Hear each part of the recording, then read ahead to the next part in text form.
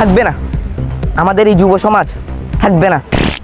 বর্তমানে আমি Shahriar Niloy team single থেকে বর্তমানে রয়েছি জাম্বুরি ফিল্ডে, যেখানে ছোট্ট ছোট্ট কোচি মেয়েদেরকে নিয়ে ছেলেরা এখানে আসে করতে। দেখতেই পাচ্ছেন আমাদের এই যুব সমাজ দিন দিন নষ্টের পথে চলে যাচ্ছে।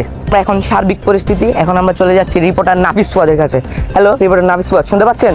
হ্যাঁ নিলয়, আমি আপনাকে শুনতে পাচ্ছি। আমি আছি নাফিস ফুয়াদ, রিপোর্টার সিঙ্গেল কমিটির পক্ষ থেকে। বর্তমানে আমি অবস্থান করছি আগ্রাবাদের ফুড কোর্টের সামনে। আসলে নিলয়, একেই বলে অবক্ষয়। যখন সমাজে প্রকৃত অবক্ষয় নেমে আসে তখনই আমাদের চোখের সামনে এইসব ব্যাপারগুলো ভেসে ওঠে। আমি দেখতে পাচ্ছি আমরা এখন কিছু ফুড কোর্টের সামনে আছি আগ্রাবাদে, যেখানে কপোতিদের প্রচণ্ড ভিড়। কিন্তু নেটিজেনদের মতে জানা যায় সবে বরাত এবং পবিত্র শুক্রবার রাত হওয়ায় কিছুটা ভিড় কমেছে গত বছরের তুলনায়। এছাড়াও আমাদের পারিবারিক কিছু সচেতনতা এবং আমাদের কিছু সচেতনতার কারণে এই ভিড়ের পরিমাণ কিছুটাই কমে এসেছে। কিন্তু তারপরেও অসংখ্য ভিড়, যেটি আমাদেরকে খুবই মর্মাহত করে। আমরা এখন একটি পথচারীর মতামত নিব। আমাদের সাথে আছেন সিয়াম। সিয়াম, আপনার কি গার্লফ্রেন্ড আছে? ইয়েস। একই বলে অবক্ষয়। বর্তমানে আমি জাম্বুরি ফিল্ড থেকে মাইকটার খেয়ে চলে এসেছি। ভাইয়া, আপনাদের সেলটা কেমন আজকে ভ্যালেন্টাইন ডে উপলক্ষে? আজকে আমাদের সেল আলহামদুলিল্লাহ। আচ্ছা ভাই, আপনি কি সিঙ্গেল? জি না, আমি single। সাথে এখন একজন পথচারী আছেন। ভাই, আপনার নাম?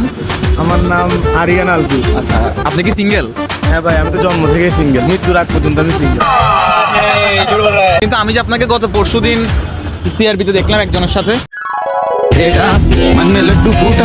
ওইটা কি আপনার বড় বোন? না না না, ওইটা তো আপনি আমাকে দেখেন নাই, হয়তো বা আমার মতো কাউকে দেখছেন। আপনার ফোনটা বাজছে, আপনি ভয় পাচ্ছেন ফোন ধরতে।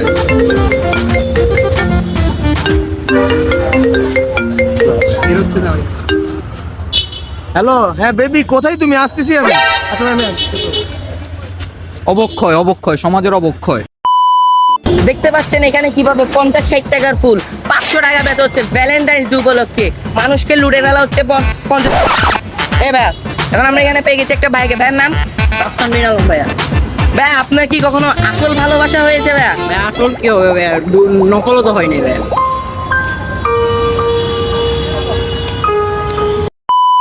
জি, আমি জাতির উদ্দেশ্যে একটাই কথাই বলতে চাই, কারো একটার বেশি গার্লফ্রেন্ড যাতে না হয়।